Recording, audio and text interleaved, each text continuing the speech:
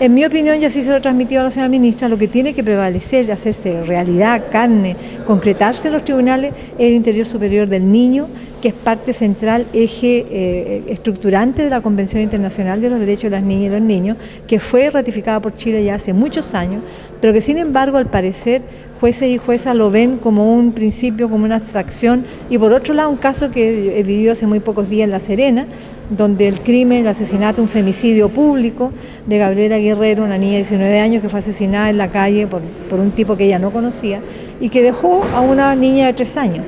Y esta niña de 3 años, al otro día del asesinato, el padre pidió la tuición, el padre biológico, del cual nunca la niña lo había visto más que algunos fines de semana. Y esta niña fue desarraigada de su abuela, la señora Juanita, que fue la que la crió